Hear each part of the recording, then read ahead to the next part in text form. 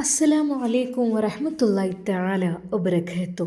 സീനത്തിനെ അതാ നമ്മുടെ ഷമീറും ഉമ്മയും അവരുടെ വീട്ടിലേക്ക് നല്ല രീതിയിൽ കൊണ്ടുപോകുന്നു.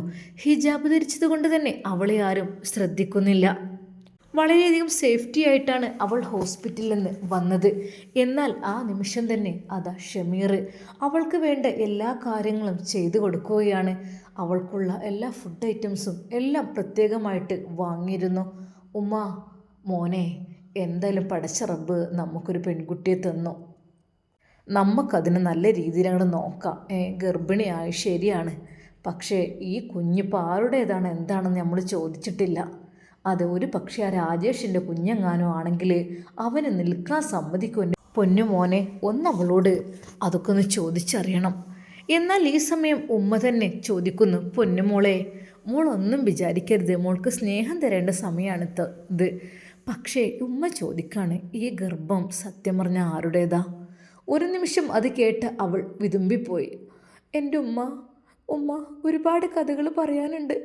അത് എൻ്റെ ജീവിതം, അത് ശരിക്കും ഞാനായിട്ട് തെറ്റ് ചെയ്ത ജീവിതമാണ് ഉമ്മ. മോളെ എന്തൊക്കെയാണ് പറയുന്നത്? അതെ ഉമ്മ, എൻ്റെ വയറ്റിലുള്ള ഒരു കുഞ്ഞ് എൻ്റെ ഒരു പണ്ഡിതനായ എൻ്റെ ഉസ്താദിൻ്റേതാണ്. അതെ, എൻ്റെ ഭർത്താവ് ഒരു പണ്ഡിതനായിരുന്നു, അദ്ദേഹം ഒരു ഉസ്താദാണ്. അതെ, ഖുർആൻ മനഃപ്പാഠമാക്കിയ ഹാഫിളാണ്, എല്ലാം കൊണ്ടും തികഞ്ഞ ഒരാളായിരുന്നു. ഒരു നിമിഷം ആ ഉമ്മ ഞെട്ടിത്തെറിച്ചു പോയി. മോളെ, നീ എന്തൊക്കെയാണ് പറയുന്നത്? അതെ ഉമ്മ, എൻ്റെ ഭർത്താവ് ഒരു ഉസ്താദാണ്. അതെ, ഖുർആൻ പഠിപ്പിക്കുന്ന ഉസ്താദ്. മോളെ, എന്നിട്ട് ഞാൻ അദ്ദേഹത്തെ ചതിച്ചു ഇയാളുടെ കൂടെ പോന്നു, രാജേഷിൻ്റെ കൂടെ. അതാണ് ഉണ്ടായത്. പൊന്നു മോളെ, നിനക്ക് എങ്ങനെ ഇതിന് കഴിഞ്ഞു? മോളെ, ആ ഉമ്മ വരെ വിതുമ്പിപ്പോയി. പെട്ടെന്ന് അതാ ഷമീർ അങ്ങോട്ട് കടന്നു വന്നു. ഉമ്മ, ആ മോനെ, എന്താ ഉമ്മ ഇത്രമാത്രം കരഞ്ഞിരിക്കുന്നത്? മോനെ, ഒന്നുമില്ലടാ, കേട്ടപ്പോൾ വല്ലാത്ത. എന്തമ്മ, എന്തു പറ്റി? പൊന്നു മോനെ, ഇവളുടെ വയറ്റിൽ വളരുന്ന കുട്ടി ഒരു ഹാഫിളായൊരു മനുഷ്യൻ്റെ കുട്ടിയാണത്രേ. അത് അവളുടെ ഭർത്താവ് അത്രക്കും നല്ല മതപണ്ഡിതനായിരുന്നത്രേ. എന്നിട്ടാണത്രേ. ഒരു നിമിഷം അവൻ്റെ കണ്ണുകൾ നിറഞ്ഞു പോയി. സീനത്തെ, സത്യമാണോ? അതെ, വളരെയധികം നല്ല മനുഷ്യനായിരുന്നു അദ്ദേഹം. എല്ലാ സുഖ സൗകര്യങ്ങളും എനിക്ക് നൽകി. പക്ഷേ എനിക്ക് അദ്ദേഹത്തോടൊന്നറിയില്ല. എനിക്ക് തോന്നി, കാരണം ഉസ്താദുമാരുടെ കൂടെയുള്ള ജീവിതം എന്ന് വെച്ചാൽ ഒരു അടിപൊളിയും ഉണ്ടാവില്ല, എങ്ങനെങ്കിലും മൂടിപ്പൊതിച്ച് നടക്കേണ്ട ഗതിയായിരിക്കും. പക്ഷേ ഇപ്പം എനിക്ക് ശരിക്കും ബോധ്യപ്പെട്ടു. അതെ, എൻ്റെ വഴി ആയിരുന്നു, എൻ്റെ ഉസ്താദിൻ്റെ വഴിയായിരുന്നു നല്ല വഴിയെന്ന് ഇപ്പം എനിക്ക് തിരിച്ചറിഞ്ഞു. അതെ, എൻ്റെ ഉസ്താദിൻ്റെ വഴി സത്യമായിട്ടും ഞാനായിട്ടാണ് അദ്ദേഹത്തെ ഒരുപാട് കണ്ണീര് കുടിപ്പിച്ചത്. ഇനി അതൊന്നും പറഞ്ഞിട്ട് കാര്യമില്ല മോളെ. നമ്മൾ എന്ത് കാര്യം ചെയ്യുമ്പോഴും 2-3 പ്രാവശ്യം ചിന്തിക്കണം എന്നുണ്ടല്ലോ. നമ്മൾ ചിന്തിക്കാതെ ഓരോന്നിനും ചെന്ന് ചാടിയിട്ട് പിന്നെ അയ്യടാന്ന് പറഞ്ഞിട്ട് കാര്യം ഉണ്ടാവില്ല. അതാണ് മോളെ. ഉമ്മ തൽക്കാലം ഒന്നും പറയേണ്ട, അവളുടെ മൈൻഡ് അങ്ങനെ ആയിരിക്കും ആ ഒരു സമയത്ത്. പടച്ച റബ്ബ് കാത്ത് രക്ഷിക്കട്ടെ. എന്നാൽ ഈ സമയം ഡോക്ടർ പറഞ്ഞ ആ ഒരു നിർദ്ദേശങ്ങൾ അതാ ശരിക്കും ഷമീർ ചിന്തിക്കുകയായിരുന്നു. അതേ, സ്നേഹത്തോടെ പെരുമാറണം അവളോട്. സീനത്തെ, എന്ന ഈ ആപ്പിൾ കഴിച്ച്. അത് അവൻ നല്ല രീതിയിൽ ചെറുതാക്കി കഴുകി അത് കട്ട് ചെയ്ത് അവൾക്ക് വേണ്ടി കൊടുക്കുന്നു. ഉമ്മാക്കൊരു ഭാഗത്തും അവൾക്കൊരു ഭാഗത്തും. അതെ, ഉമ്മയെ നല്ല രീതിയിൽ സംരക്ഷിക്കണം, അതുപോലെ തന്നെ അവളെയും സംരക്ഷിച്ചേ തീരൂ. എന്ത് ചെയ്യാൻ, ഓരോ ബുദ്ധിമോശം കൊണ്ട് വന്നു പോയതല്ലേ. പടച്ചറബ് കാത്ത് രക്ഷിക്കട്ടെ. ചുരുക്കി പറഞ്ഞ 2 പേരെയും നല്ല രീതിയിൽ നോക്കുന്നുണ്ട്. അവളുടെ മനസ്സ് വല്ലാതെ കലങ്ങി മറിഞ്ഞു. റബ്ബേ റഹ്മാനെ, അവസാനം ഞാൻ ഈ ഒരു വഴിക്ക് തന്നെ എത്തി. ഒട്ടും ഇഷ്ടമല്ലാത്തതായിരുന്നു മുസ്ലിം ആവുക എന്നുള്ളത്. എന്നാൽ ഇപ്പോൾ വീണ്ടും ഞാൻ അതിലേക്ക് തന്നെ വന്നെത്തി റബ്ബേ. കാരണം എനിക്ക് എന്തെന്നറിയില്ല, ഒരുപാട് എന്തൊക്കെയോ നഷ്ടപ്പെട്ടു. എന്നാൽ അവളെ നല്ല രീതിയിൽ പരിചരിക്കുകയാണ് ഷമീർ. അവൻ പുറത്തു പോയിട്ട് അവൻ്റെ തോട്ടത്തിൽ പോയിട്ട് ചീര നുള്ളിയും ഇലക്കറികളൊക്കെ നുള്ളി ഉമ്മയെ സഹായിച്ചു കൊടുക്കും. ഉമ്മ, ഇലക്കറി നല്ലതായിരിക്കും, പിന്നെ കുഞ്ഞിൻ്റെ ആരോഗ്യത്തിനും കുഞ്ഞിൻ്റെ മുടി വളരാനും എല്ലാത്തിനും നല്ലതായിരിക്കും ഉമ്മ. അങ്ങനെ ഇലക്കറികളും പച്ചക്കറികളുമെല്ലാം നല്ല ഫ്രഷ് തന്നെ ആ തോട്ടത്തിൽ നിന്ന് അവൻ പറിച്ചു കൊണ്ടുവരുന്നു. അത് ശരിക്കും അവൾക്ക് വേണ്ടി. ഉമ്മ അതെല്ലാം തോരൻ വെച്ചും ഉപ്പേരി വെച്ചും ഉണ്ടാക്കി കൊടുക്കും. അത് നല്ല സ്നേഹത്തോടെയായിരുന്നു അവൾ നോക്കിയിരുന്നത്. ഒരിക്കലും ഒരു അല്ലലും മരട്ടും വരരുത് റബ്ബേ. പഠിച്ചോനെ, എന്തായാലും 7 മാസം, ഇനി 2 മാസം കൂടി കഴിഞ്ഞാൽ അവൾ പ്രസവിക്കും. എന്നിട്ട് ഇൻഷാ അല്ലാ എന്തെങ്കിലുമൊക്കെ തീരുമാനിക്കണം. എന്നാൽ ഈ സമയം അതാ ഷമീറിന് അതിനെക്കുറിച്ചുള്ള ചിന്തകളായിരുന്നു. റബ്ബേ, ഇനിയിപ്പോൾ 2 മാസം കഴിഞ്ഞ് ഡെലിവറി, അത് കഴിഞ്ഞാൽ എന്താ റബ്ബേ, എനിക്കറിയുന്നില്ലൊന്നും. പക്ഷേ ചില ദൃഢനിശ്ചയങ്ങളുണ്ട്, അതെല്ലാം പൂർത്തിയാക്കണം ഇൻഷാ അല്ലാ. അന്ന് ജോലി കഴിഞ്ഞ് വന്ന് ഫ്രഷായി അതാ അവൻ സിറ്റ് ഔട്ടിൽ ഇരിക്കുമ്പോൾ ഉമ്മ നല്ല ചൂടുള്ള കട്ടൻ ചായയുമായി അങ്ങോട്ട് വന്നു. മോനെ ഇന്നാ. ഉമ്മ എവിടെ? അവളെവിടെ? അവിടെ ഉണ്ട് മോനെ, പുറത്തുറങ്ങാൻ പറ്റൂല, അങ്ങനത്തെ ഒരു രീതിയിലല്ലേ നിൽക്കണത്. എന്നെ ഇങ്ങോട്ട് വിളിച്ചോളൂ ഉമ്മ, അവളെ അങ്ങനെ ഒറ്റപ്പെടുത്തണ്ട. മോളെ സീനത്തെ. ആ അതെടി, മോനെ വിളിക്കുന്നു, ഷെമി വിളിക്കുന്നുണ്ട്. ആ എന്തുമ്മ? സീനത്തെ. അതെ, അവൻ ശരിക്കും അവളുടെ മുഖത്തേക്ക് നോക്കുന്നുണ്ടായിരുന്നു. അവൾ അവൻ്റെ നോട്ടം കണ്ടൊരു നിമിഷം പതറിപ്പോയി. ആ അല്ല സീനത്തെ, എന്തൊക്കെ നിൻ്റെ ചരിത്രങ്ങളൊന്നും ഇതുവരെ പറഞ്ഞിട്ടില്ല. നീ ഒന്ന് വിശദമായി പറഞ്ഞു തരുമോ, എങ്ങനെ ഇവിടെ എത്തി എന്നുള്ളതിനെ കുറിച്ചൊക്കെ ഒന്ന്. പിന്നെ നിനക്ക് ബുദ്ധിമുട്ടാണെങ്കിൽ വേണമെന്നില്ല കേട്ടോ, നിനക്ക് പറയാൻ മനസ്സ് കാണിക്കുകയാണെങ്കിൽ മാത്രം നീ അത് പറഞ്ഞു തരണം കേട്ടോ. ഇൻഷാ അല്ലാ നമുക്ക് എവിടെ വെച്ച് എങ്ങനെ വേണമെങ്കിലും കണ്ടുപിടിക്കാം.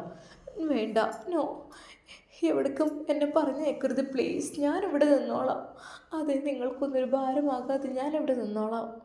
എന്നാലും മോളെ, നിനക്ക് എന്താണ് പറയാൻ കഴിയുന്നതനുസരിച്ച് പറഞ്ഞാൽ മതി. നിൻ്റെ ഭർത്താവ് ആരാണെന്ന് എനിക്കറിയാൻ നല്ല ആഗ്രഹമുണ്ട്.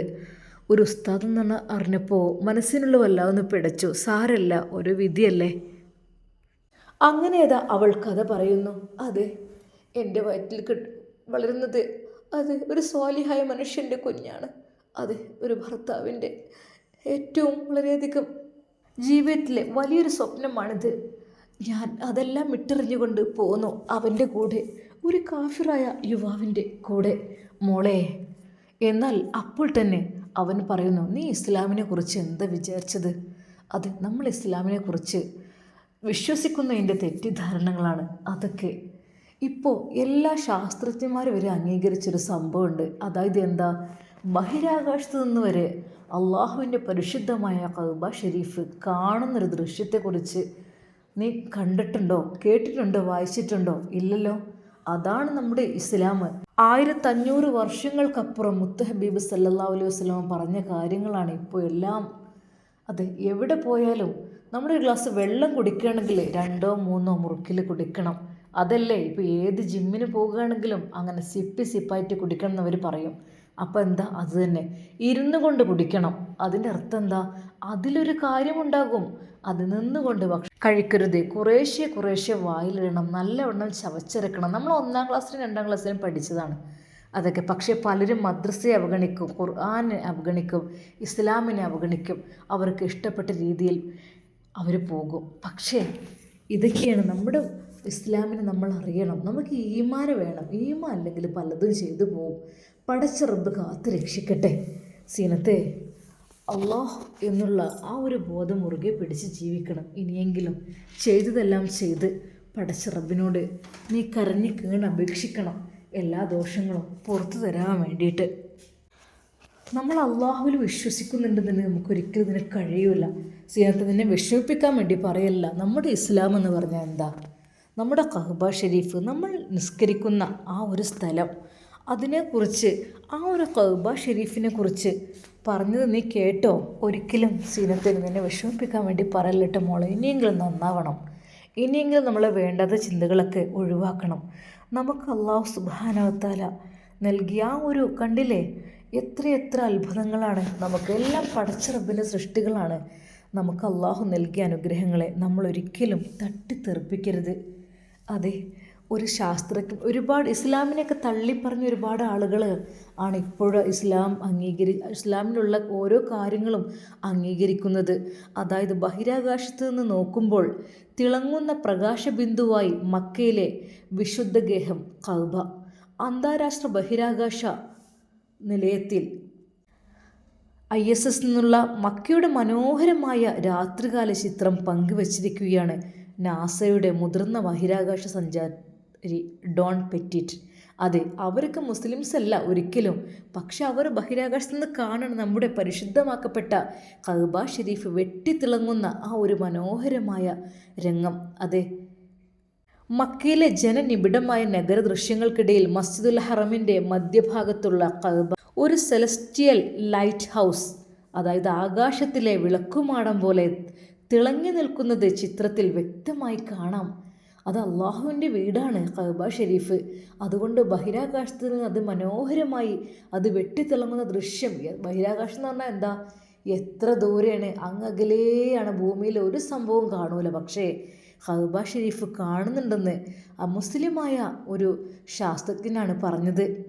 മധ്യഭാഗത്തുള്ള ആ തിളങ്ങുന്ന ബിന്ദു ഇസ്ലാമിലെ ഏറ്റവും പുണ്യസ്ഥലമായ കഅബയാണ്. അത് ബഹിരാകാശത്ത് നിന്ന് നോക്കിയാൽ പോലും അത് വ്യക്തമായി കാണാം. ബഹിരാകാശം എന്ന് പറഞ്ഞാൽ എന്താ, ആകാശത്തിനേക്കാൾ ഒരുപാട് ദൂരം പോയിട്ടാണ് ബഹിരാകാശം. ഡോൺ പെറ്റിറ്റ് ചിത്രത്തോടൊപ്പം അതിൽ കുറിച്ചതും അങ്ങനെ തന്നെയാണ്. ഭൂമിയിൽ നിന്ന് ഏകദേശം 250 മൈലുകൾ അകലെ നിന്ന് പകർത്തിയ ഈ ഒരു ചിത്രത്തിൽ മക്കയിലെ ഹൈവേകളും കെട്ടിടങ്ങളും സ്വർണ്ണ ഞരമ്പുകൾ പോലെ പ്രകാശിച്ചു നിൽക്കുന്നതും അതിന് നടുവിൽ കഅബ വേറിട്ട് നിൽക്കുന്നതും കാണാം. ലോകമെമ്പാടുമുള്ള 180 കോടിയിലധികം വരുന്ന ഇസ്ലാം മതവിശ്വാസികൾ പ്രാർത്ഥനയ്ക്കായി അഭിമുഖീകരിക്കുന്ന ദിശയാണ് കിബില, അതായത് കഅബ. ചിത്രം നിമിഷ നേരം കൊണ്ടാണ് സാമൂഹ്യ മാധ്യമങ്ങളിൽ പോലും വൈറലായിട്ടുള്ളത്. 100 കോടിയിലധികം വരുന്ന വിശ്വാസികളുടെ ഹൃദയമാണ് ഈ കാണുന്നത് എന്നാണ് സൗദിയിൽ നിന്നുള്ള ഒരാൾ ഇതിനെക്കുറിച്ച് പറഞ്ഞത്.